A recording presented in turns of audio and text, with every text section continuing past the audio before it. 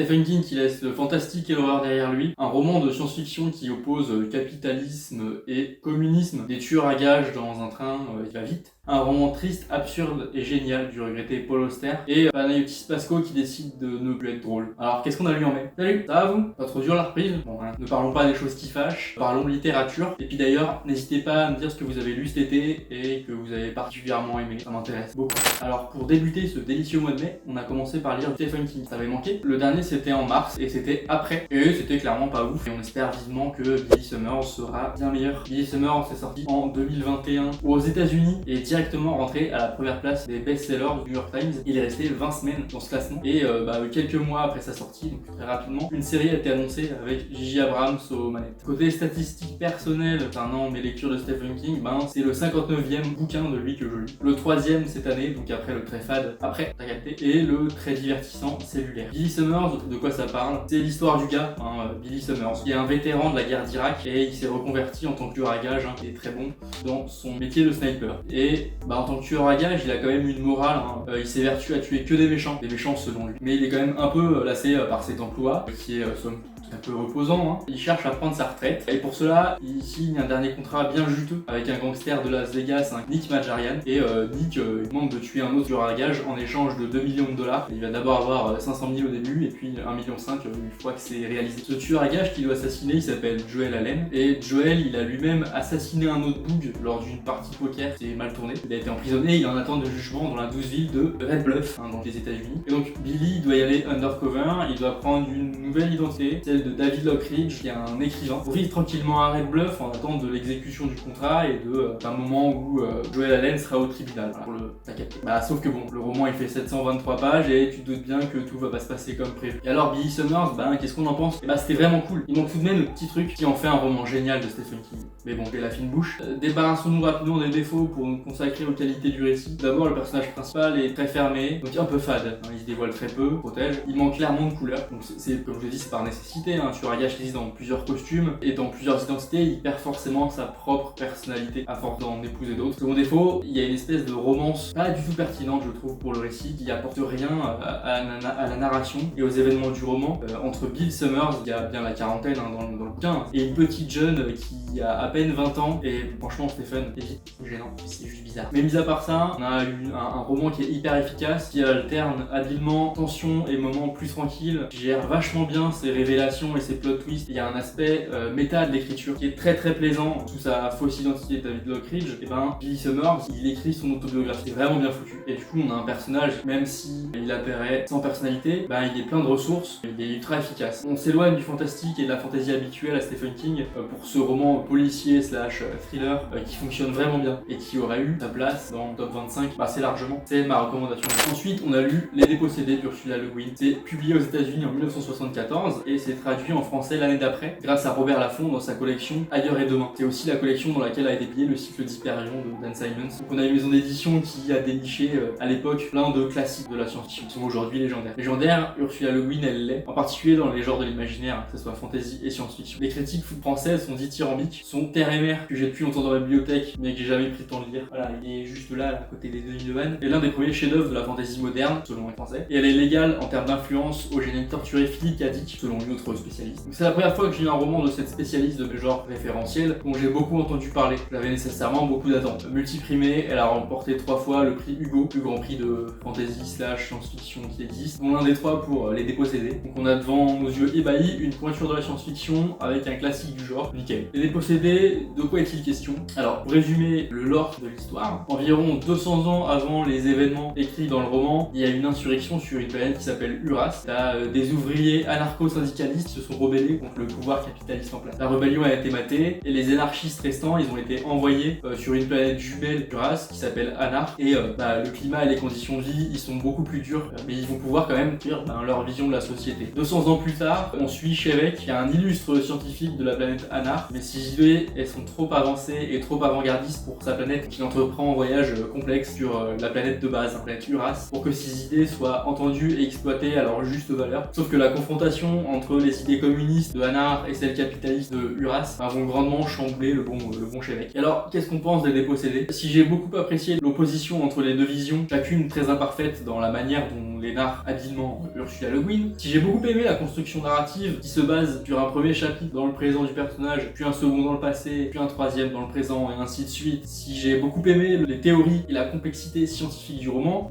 j'ai beaucoup moins apprécié son rythme lent, long, trop souvent ennuyeux. J'ai beaucoup moins apprécié ces personnages qui sont inintéressants et devant antipathiques. J'ai beaucoup moins apprécié le fait qu'il se passe globalement rien. La réflexion du roman, sa morale, sa philosophie, je sais pas, elle est très forte, mais je m'ennuie, j'y peux rien, je le dis, je tournais pas, je me fais chier. Encore une fois, j'ai l'impression de passer à côté de quelque chose d'incroyable, mais je crois qu'on peut clairement lier la philosophie d'un roman avec une intrigue qui est pleine de rebondissements, qui est prenante, à l'image d'un Alain Damasio par exemple. C'est dommage, je retentais ma chance avec La Legout. Ensuite, on a lu Bullet Train de l'auteur japonais Kotaro Isaka. Bullet Train s'est publié au Japon en 2010 sous le titre de Maria Beetle. Pour la France, il faut attendre 2022 et le nouveau titre Bullet Train, et surtout la fantastique adaptation du même nom, réalisée par David Leitch, réalisateur du premier John Wick ou encore de Deadpool 2. Dedans, il y a des superstars du cinéma, Brad Pitt, Aaron Taylor Johnson, Brian Tyree Henry, enfin bref, et des caméos encore plus incroyables, tellement absurdes et marrants que je ne spoilerai pas ici. Mais c'était vraiment, du coup, mon film préféré de 2022, tellement décomplexé et intelligemment stupide. L'action est parfaitement chorégraphiée, t'as des beaux moments de bravoure et ça va jusqu'au bout de son idée, tellement over the top, c'est un bonheur à regarder. T'as compris, j'adore le film, j'adore son casting de zinzin qui s'amuse visiblement à l'écran. Mes attentes pour le bouquin, elles étaient quand même un peu moindres parce que je pensais pas que ça allait être aussi parfait. Je m'attendais pas forcément à ce que ça soit moins bon, mais il y aurait moins ce côté surprenant, l'histoire étant très fraîche dans mon esprit. Bullet Train, de quoi ça parle? On va suivre plusieurs personnages dans un train à très grande vitesse qui part de Tokyo pour aller à Kyoto. Tous ces personnages sont tous très shady.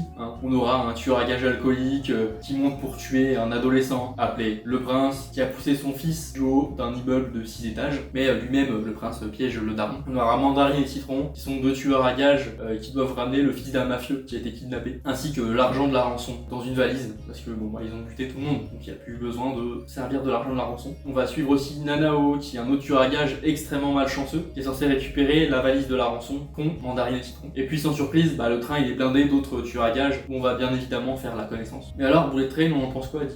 C'était plutôt cool, mais ce qu'on peut dire c'est que l'adaptation filmique a vraiment gommé les défauts du roman. Parce qu'il y en a malgré tout, mais avant tout les qualités. C'est survitaminé, c'est marrant, et vraiment marrant, pas juste qui essaye d'être marrant. Il y a quelques personnages qui sont bien cool à suivre, Mandarine et Citron, le duo fraternel de tueurs à gages, ou Nanao, le tueur à gages malchanceux. Mais il y a malheureusement aussi l'inverse, des personnages qui sont ratés, qui sont trop archétypaux et extrêmement difficiles à suivre. C'est le cas du prince, l'adolescent. C'est un psychopathe obséquieux qui se croit assez intelligent pour jouer avec les adultes en se faisant passer pour bête et naïf, mais en les manipulant en fait tellement il est intelligent. Vraiment, il est trop dark et intelligent. Regarde comment je suis dark et intelligent. T'es inquiet, tu sais pas ce que je vais faire. Ça fonctionne plus quand on le répète tous les 15 pages que t'es trop dark et mystérieux en fait. Je crois globalement et de manière générale, le bouquin il souffre vraiment de la comparaison avec l'extraordinaire adaptation qui corrige les défauts, qui est sublime aussi, parce que en 2 heures de film, t'es pas lassé par les personnages qui sont stéréotypés. Alors qu'en une semaine de lecture, vas-y, ça fait ça. Ensuite, on a lu La musique du hasard, qui est un roman du regretté Paul Auster, publié en 1991 par Actes Sud, comme toujours pour le bonhomme. Paul Auster, il est décédé le 30 avril 2024, et j'ai lu ce roman dans une espèce d'hommage personnel pour ce grand écrivain que j'adore,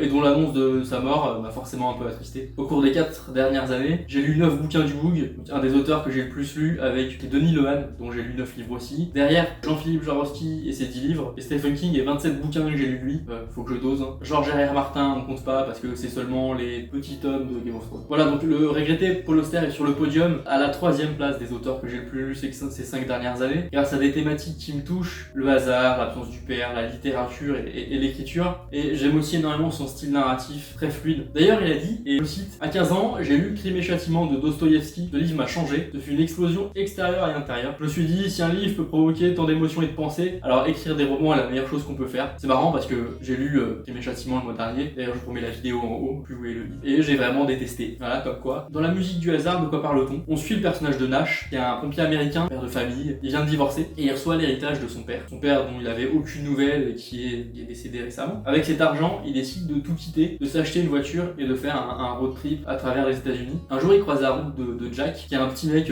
qui est champion de poker, mais qui s'est fait salement casser la gueule suite à une partie qui a mal tourné. Et au cours de c'est parti, Jack il a rencontré 2 milliardaires qu'il a plumés et pour se refaire, il veut les affronter parce que eux-mêmes voulaient rejouer contre lui. Donc ils vont y aller, les enjeux ils sont très hauts et peut-être un peu trop hauts pour ces deux personnages. Mais alors quoi, qu'est-ce qu'on en pense? J'ai globalement aimé, même si c'était une lecture un peu étrange, comme tous les bouquins de Paul Auster. Les deux personnages, Jack et Nash, ils sont superbement écrits, ils ont une vraie âme qui peut manquer parfois aux protagonistes dans la fiction. Par exemple, en ce moment, je lis Le Dernier Roi d'Écosse. Le Dernier Roi d'Écosse, dont on va bientôt parler, de Jill Foden. Et le personnage principal, qui est le médecin personnel d'un dictateur ougandais, il manque clairement de substance, hein. Ce qui arrive jamais avec les personnages de Paul Auster. Mais ces personnages magnifiquement écrits se laissent porter par un destin, des événements de la vie qui les dépassent et qui comprennent pas forcément et dont ils sont les victimes circonstancielles. L'enchaînement de ces événements est issu du hasard. Nash, il trouve Jack sur la route alors qu'il fait son road trip, là, puis il passe par une autre route et jamais ils se rencontrent. Et ces derniers, ils sont doucement absurdes. Spoiler, la partie de poker contre les milliardaires, elle tourne mal, ils perdent, et ils sont engagés de manière un peu forcée pour construire un mur. C'est joliment fait et toujours agréable à suivre, jusqu'à une fin brutale et sombre qui te remue franchement. Pour finir, on a lu La prochaine fois que tu mordras la poussière, qui est une autobiographie écrite par Panayotis Pasco et publiée par Stock en août 2023. J'aime bien Panayotis, il me fait marrer depuis ses Vines avec Freddy Gladieux depuis une dizaine d'années, et on est de la même génération, forcément les références fonctionnent. J'avais bien apprécié son one-man show, presque, qui m'avait fait marrer mais qui m'avait aussi touché. Il y avait des trucs qui me parlaient, et puis je vous avais déjà parlé de ses références littéraires qui m'avaient inspiré, en particulier Souvenir d'un pas grand-chose de Charles Bukowski. Forcément, l'autobiographie de Panayotis m'intriguait, et il me fallait quelque chose de court à lire, donc voilà. Grand succès de la rentrée littéraire de 2023, tout le monde en disait du bien. La prochaine fois que tu mordras la poussière, ça parle de la jeune vie de Panayotis Pasco. Il a que 24 ans, et c'est le principal concerné qui en parle. Il apprend que son père va mourir, alors il écrit pendant 3 ans ce qu'il pense, qu'il vit, son passé, son présent. Pas grande thématique s'en dégage, des thématiques que Panayotis Pasco avait commencé à effleurer lors de son one-man show, son rapport à son père, sa dépression, et puis il profite aussi de cette autobiographie pour faire son coming out, donc il parle de sa difficulté à accepter son homosexualité. Et alors qu'est-ce qu'on en pense? J'ai beaucoup apprécié, c'est vraiment très touchant. Il y a quelques thématiques qui m'ont bien chopé, en particulier la famille et le rapport au père. On a un Panayotis Pasco qui se livre, littéralement, et qui se livre intensément. Il y a une vraie plume, des phrases qui percutent, même si parfois il cherche un peu trop le style et un peu moins le sens. Et puis ça parle principalement de cul. Vas-y, parfois c'est trop, on veut entendre et lire autre chose. C'est redondant, il n'y a pas besoin d'autant en parler, on comprend assez facilement où il veut en venir, quoi. Mais sinon c'était très bien. Alors merci à tous, c'était tout pour aujourd'hui. Merci pour votre écoute. J'espère que vous avez aimé cette vidéo. N'hésitez pas à lui donner de la force. Le mois prochain, qu'est-ce qu'on fait? Le mois prochain, on va enfin conclure le chef-d'œuvre qui est Le Seigneur des Anneaux. On a lu Le Retour du Roi. On va voir ce qu'il advient d'un grand méchant nazi s'il avait réussi son concours aux Beaux-Arts. On a aussi lu la suite, pas ouf du tout, du roman de science-fiction Spin qui est par là. On a lu Leonardo DiCaprio qui devient complètement zinzin. On a aussi lu la suite, pas ouf du tout, du roman de science-fiction Annihilation. Alors à bientôt.